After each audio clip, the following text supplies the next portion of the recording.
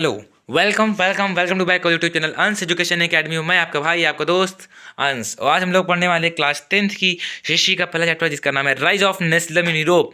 जैसा कि मैंने पार्ट 1 में इस चैप्टर की जो फ्रेंच रिवॉल्यूशन थी उसकी पॉलिटिकल ट्रांजिशन मैंने बता दी थी, पर सोचा कि यार कि एक ही वीडियो के अंदर पूरा चैप्टर क्लियर करना सही नहीं रहेगा, इसलिए मैंने वीडियो को डिवाइड कर दिया पार्ट 1 और पार्ट 2 में। तो पार्ट 1 है, अगर आपने पार्ट 1 नहीं देखा तो पार्ट 1 जरूर देख लीजिएगा, उस वीडियो की लिंक मैं डिस्क्रिप्शन में लगा दूंगा, और उसके बाद पार्ट 2 देख लीजिएगा। तो पार्ट 2 में हम किस चीज़ के बारे में डिस्कस करने वाले हैं? हम डिस्कस करने वाले यूनिफिकेशन ऑफ इटली, जर्मनी और Asian case of Britain, visualising the nation के बारे में पढ़ने वाले, जो कि हमारे चैप्टर का लास्ट टॉपिक है। उससे पहले हम इस पार्ट 1 की वीडियो को रिकैप कर लेते हैं। तो रिकैप करते साथ साथ ही वहाँ की चीज़ों के बारे में जानते हैं कि कैसे वहाँ पे चल रहा था। तो वीडियो को ज़्यादा लंबा ना करते, हम टॉपिक करते हैं स्टार्ट। बात चली थी 1848 की, जहाँ पे फ्रांस को जो मिल जाता है क्या नेशनल असेंबली बन जाती है।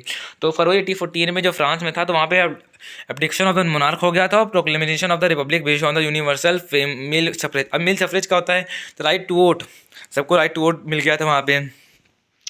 उसके बाद जब 1848 में वहाँ पे फ्रांस को नेशनल असेंबली मिल जाती है, तो बाकी के देश जैसे कि जर्मनी ने भी परेशान हुआ कि भैया मुझको जर्मनी को भी यूनिफाई करना है। तो जो वहाँ के राजा थे Frederick William four, king of Prussia जो कि थे, तो जो प्रुशिया किंग थे, तो वहाँ के लोगों ने, मिडिल क्लास लोगों ने डिमांड की कि भाई अब जर्मनी को यूनिफाई करने का समय आ गया, क्योंकि फ्रांस हो चुका है, तब जर्मनी की बारी। तो जर्मनी की बारी लगाने के साथ साथ सभी लोग गए। और 1848 जब 1848 में जब 831 इलेक्टेड रिप्रेजेंटेटिव पहुंचे थे फ्रैंकफर्ट पार्लियामेंट, जो कि चर्च है सेंट पॉल का, वहाँ पे कॉन्स्टिट्यूशन को ड्राफ्ट किया गया था जर्मन नेशन के लिए। तो पर वहीं पे इन लोगों ने बात की थी कि जर्मनी के लिए भी। तो क्या बात हो सकती थी, हम इसके बारे में चैप्टर में पढ़ते हैं, देखते हैं कि क्या हुआ था। तो फ्रेडरिक विलियम फोर के बारे में बात कर रहा था। फ्रेडरिक विलियम फोर जो कि किंग ऑफ प्रुशिया था, उसको दिया गया था मोनार्की का, कि देखो मोनार्की आप लोग कर रहे हैं, इसको हटा दीजिए और हमें भी इलेक्टेड असेंबली चाहिए। तो वहाँ के लोगों ने डिमांड किया, फ्रेडरिक विलियम फोर नहीं नहीं मुझे नहीं चाहिए, क्योंकि जो आल वर्ल्ड जो नेशन स्टेट्स थे वहाँ के लोग थे, तो आस पड़ोस देश के लोग थे, तो उन्होंने कहा कि भाई देखो अगर जर्मनी ऐसा काम करेगा तो वहाँ के लोग ऐसा कर रहे हैं, तो हमारे वाले के यहाँ भी कहेंगे। तो लोग परेशान हो गए, तो इसको समझा रहे थे। और ये ठहरा बच्चा इसको सब फुसलिया आदि कहेंगे या ऐसा ना करो। तो मन में आ गया इन लोगों करने, कहा कि हम भी नहीं करेंगे जर्मनी वालों। अब यह क्या हुआ, जब इतना कुछ कर दिए तो वहाँ के लोग वो दंगे प्रसाद करने लगे। तो वहाँ पे निकलता है, देखो फ्रेडरिक विलियम फोर की, जिस समय अगर शॉर्ट बताऊँ तो फ्रेडरिक विलियम फोर ने रिजेक्ट करने के बाद 1861 में इसकी डेथ हो जाती है। किसकी वजह से? Suffering from series of stroke. उसके बाद प्रिंस विलियम बनती, जो कि केसर विलियम फोर से उसके छोटा भाई था विलियम फोर का, तो उसको राजा मिलता है। तो जब ये मर जाता है, रिजेक्ट कर देता है, तो अब बारी आती है यूनिफिकेशन ऑफ जर्मनी की। तो यूनिफिकेशन ऑफ जर्मनी कैसे होता है, इस डिटेल टॉपिक को बड़ी आसान भाषा में और बड़ी इजी समझने वाले हैं। तो टॉपिक करते हैं स्टार्ट, यूनिफिकेशन ऑफ जर्मनी। यहाँ पे केसर विलियम फर्स्ट जो कि किंग ऑफ प्रुशिया था, इसने अपने सीएम ओटोमन बिस्मार्क के साथ अपने गोल, जो कि इसका गोल क्या था, यूनिफिकेशन ऑफ जर्मनी को करने में मदद किया। कि देखो केसर विलियम फर्स्ट भी जानता था कि जैसे अगर अगर वहाँ के लोगों की बात नहीं मानेगा जर्मनी के लोगों की, तो जैसे इसके भैया के साथ हुआ था ना, खूब इसको गिरा गिरा कर मारे थे वहीं पटक पटक के, फिर उसके बाद इतनी सिस्टम में टपक गए ऊपर। तो वही हाल मेरा भी हो जाएगा।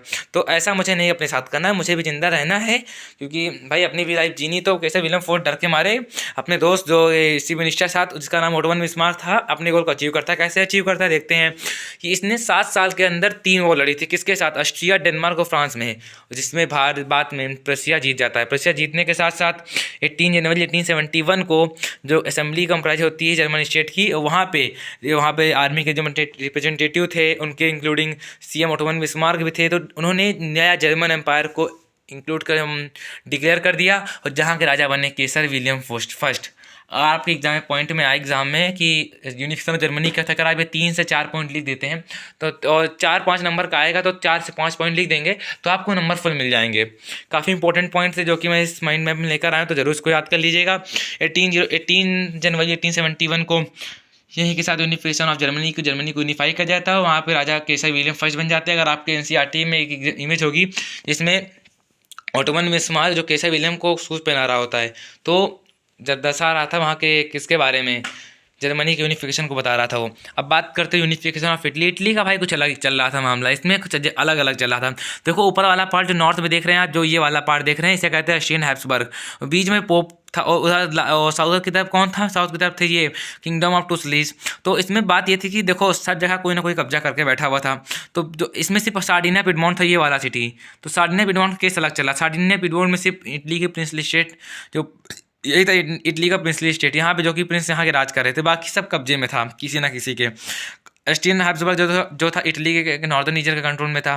पेपल स्टेट से पोप के अंडर में था। Central part kingdom of two cities जो था control the southern part of Italy को कंट्रोल कर रहा था, जो कि स्पेन वाला था, स्पेन वाला मामला चल रहा था उसमें। तो 19वीं सेंचुरी की बात थी, जो इटली 7th स्टेट में डिवाइड हुआ करता था। तो यूनिफिकेशन ऑफ इटली में बात करते हैं तो अगर समरी में बात करें तो नॉर्थ में एशियन हैब्सबर्ग, मिडिल में पोप, साउथ में बर्बन किंग ऑफ स्पेन का याद कर रहा था। तो बात देखो यूनिफिकेशन इटली को इतनी आसानी से नहीं हुआ था। तो यहाँ पे भैया एक चच्चा आते इनका नाम गुज़बी मजनी था। ये 1807 में पैदा हुए थे जिनोवा में, और उन्होंने 2 सीक्रेट सोसाइटीज बनाई थी, यंग इटली मर्सलेस में, यंग यूरोप बर्न में। और मजनी के हिसाब से एक बात थी, god had intended nation to the natural unit of mankind. Giuseppe Mazzini भैया जब इतने खतरनाक आदमी थे तो इनको कहा जाता है कि इनको भेजा जाता है 1831 में एग्जाइल भेजा जाता है। जहाँ पर क्यों भेजा जाता है, क्योंकि 24 साल के बाद मर भी गए, वहाँ पे मरवा दिए इनको, लिगुरिया में रिवोल्यूशन करा दिए थे। तो मैटर्निक जो ड्यूक मैटर्निक था, इसके लिए वह ड्यूक मैटर्निक अगर आपको बता दूं तो ये काफ़ी कुछ भेजा था। एक लाइन इससे और बोली थी एनसीईआरटी में, when France sneezes other part of the Europe catches cold, ये लाइन बोली थी। ये काफ़ी important exam point of view के लिए। और सेकंड, मैटर्निक ने इसको ऐसे डिस्क्राइब किया था कि most dangerous enemy of our social order. भाई एकदम इनेमी बोल दिया इसको तो भाई गुज़बी मजनी को, मतलब क्या सोच सकते कितने खतरनाक लेवल का आदमी था। Red shirt and the fight for Italy की बात क्या है भैया, 1833 में गैरिबाल्डी आता है, जो कि मजनी से मिलता है और यंग इटली मूवमेंट को ज्वाइन करता है। देखते हैं भाई दोनों लोग क्या खिचड़ी पकाते हैं। तो रेड शर्ट और फाइट फॉर इटली में होता है कि 1860 में पहले तो ये साउथ इटली को वो फ्रीडम करवाते हैं। किसकी, तो रेड शर्ट आर्मी की। तो भाई रेड शर्ट, अरे आप रेड शर्ट क्यों, अरे भाई वो रेड शर्ट पहने थे ना इसलिए तो रेड शर्ट आर्मी कह रहे हैं उनको। तो किंगडम ऑफ टू सिसिलीज को फ्रीडम दिलवाते हैं इस जो बर्बन किंग ऑफ स्पेन थे उनसे, उनके थ्रू, और साउथ इटली का जो पार्ट था। फिर 18 बात आती है 1867 में, गारिबाल्डी जो था मिलके रोम लेड द आर्मी टू तो रोम की तरफ ले जाता है। रोम कहाँ पे था, पेपल स्टेट बीच वाला पार्ट, जहाँ पे फ्रेंच ग्रेसन वॉज शेनस, वहाँ पे जो दिए जाते पोप को मरवाते लड़ाई वड़ाई करते उनके साथ। अच्छी बनती थी ना इन लोग को, उन लोगों के फ्रांस के साथ। तो काफ़ी ज़्यादा प्रॉब्लम भी आई थी इनसे लड़ाई करने के बाद, फ्रांस ने इनका सपोर्ट काफ़ी ज़्यादा किया था।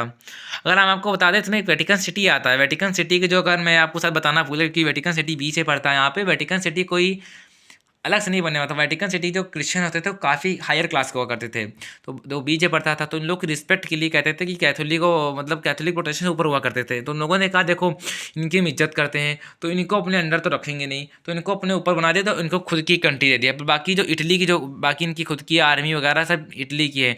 जैसे आप होता नहीं है कि किसी भी स्टेट में आप इधर उधर घूम सकते हैं, तो ये लोग आपस में कहीं भी आ जा सकते थे बिना किसी पासपोर्ट, बिना किसी वीज़ा के। ऐसे इधर चले, आज बेल्जियम घूम लिया, आज वहाँ घूम लिया, आज स्पेन घुमाया, आज वहाँ घूमा जाके, आज किंगडम ऑफ टू सिटीज घुमाते, सबका घुमा करते थे ऐसे ही। 1817 में France with to strip and papal state were finally join to. भाई बाद में जाके 1817 में पोप को वाला जो पेपल स्टेट था वो भी इटली के अंदर आ जाता था। अब बात आती है विक्टर इमैनुअल सेकंड और कैवर की कहानी। जो चीफ मिनिस्टर था काउंट कैमिलो कैवर, ये ना तो रेवोल्यूशनरी था ना ही डेमोक्रेट था। तो इसकी एफर्ट के थ्रू अलायंस जो इसकी फ्रांस से अच्छी बनती थी, दमदार आदमी था भाई, फ्रांस इसकी बनती थी। तो सार्डिनिया बुरमोंट को जितवा के बढ़िया ऑस्ट्रियन फोर्स 1859 में हरवा दे। काफ़ी बार इंपॉर्टेंट क्वेश्चन है, एमसीक्यू में जाता है कि ऑस्ट्रियन फोर्स को जो कि सार्डिनिया बुरमोंट की तरह कब हरवाया था, तो 1859 में हार गए थे ये ऑस्ट्रियन फ्रांस वाले लोग। अब फाइनली जब देखो पोप हार गया, बर्बन किंग ऑफ स्पेन जो कि साउथ वाला पार्ट लिए थे हार गए, तो बचा था नॉर्थ वाला पार्ट। नॉर्थ वाले में केस ये आ रहा था कि देखो हमने इतना ऑस्ट्रियन हैब्सबर्ग वाले डर गए, इनको 1859 में मरवा दिए। उनको कहे कोई देखो तुम इनको मरवा दी, इनको मरवा दिया, तुम ही बच्चे हो, तुमको भी इतना मरवाएंगे ना, दबा के मार देंगे वहीं पे, इसलिए ज़्यादा बोलना नहीं, चुप्पा निकल लो, लड़ाई वड़ाई करना मत। पोप भी डरा बैठा था, उसको भी निकलवा दी, सबको खत्म कर दिया काम। फाइनली 11 साल बाद इटली को यूनिफाई कर जाता है और एक नेशन बन जाता है 1870 में। 1859 से कहानी शुरू होती है, 1870 तक इसकी कहानी आती है यूनिफिकेशन ऑफ इटली की। जर्मनी की कहानी शुरू होती है 1856 से 1871 तक। अब ग्रोथ ऑफ ग्रेट ब्रिटेन की जो बात करें तो ये 1688 से पहले कुछ नहीं था, मतलब सब अलग अलग हुआ करते थे।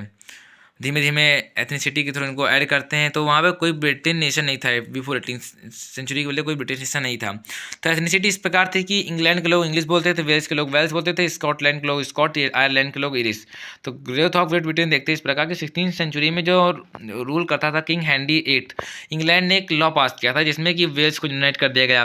फिर एक्ट ऑफ यूनियन आया 1707 में, जो उसमें राजा थे किंग जेम्स 6 जो कि स्कॉटलैंड के किंग हुआ करते। तो इन्होंने जेम्स फर्स्ट और के जो इंग्लैंड थे उनके साथ मिलके और स्कॉटलैंड को भी जुड़वा दिया था एक्ट ऑफ यूनियन में। एग्जाम में एग्जाम के पॉइंट ऑफ व्यू से काफ़ी इंपॉर्टेंट क्वेश्चन है कि एक्ट ऑफ यूनियन कब लगा था? 1707 में। स्कॉटलैंड के जो किंग थे इनका नाम जेम्स सिक्स था।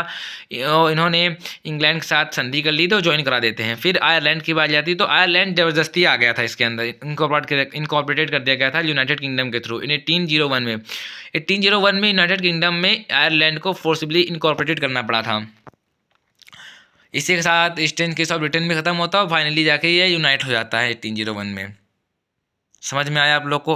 यूनिफिकेशन ऑफ जर्मनी हुआ है, फिर उसके बाद यूनिफिकेशन ऑफ इटली, फिर ईस्टर्न केस ऑफ ब्रिटेन। पर अगर मैं सीक्वेंस बताऊँ तो पहले इटली यूनिफाई हुआ था, फिर उसके बाद हुआ था ये क्या नाम है इसका, सबसे पहले तो ये क्या नाम है इसका, ब्रिटेन हुआ। हाँ, सबसे पहले बात करो तो ब्रिटेन था, उसके बाद ये इटली हुआ, फिर जर्मनी हुआ। क्योंकि देखो 1801 में हुआ, 1870 में हुआ, 1871 में हुआ। इस प्रकार यूनिफिकेशन हुआ, जर्मनी का भी हुआ, इटली का भी हुआ, ब्रिटेन में, और अलग अलग फ्रांस को देखते देखते सब अपना यूनिफाई कर लिए। कुछ इन लोग को एलगोरी अगर एग्जाम में आती है कि फ्रांस का मजेनिया होता है, जर्मनी का जर्मेनिया होता है। तो एलगोरी का मतलब ये होता है जो कि किसी भी नेशन स्टेट, किसी कंट्री को उसके पिक्चर या स्टोरी के थ्रू दर्शाना, उसे कहते हैं एलगोरी। जो इसमें देखा रहा जर्मेनिया का देखा तो ओलायू ब्रंच है इसके अंदर, जो कि शांति का प्रतीक तलवार के ऊपर। और जो ये क्राउन ऑफ ओक है इसे कहते हैं हीरोइज्म और स्ट्रेंथ का प्रतीक है। जो सॉल्ट है ना इसकी तलवार, ये रेडीनेस यानी कि अपनी रक्षा के लिए तैयार हमेशा। शील्ड एंड ईगल जो कि पावर को, प्रोटेक्शन को डिफाइन कर रही। जो ब्रोकन चैन्स हैं इसकी फ्रीडम फॉर ऑपरेशन की फ्रीडम को हेल्प कर रही थी, कि ऑपरेशन से हम लोग जो दबे थे अब फ्रीडम पा चुके हैं। जो ब्रोकन चैन थी, आज़ादी पा चुके हैं।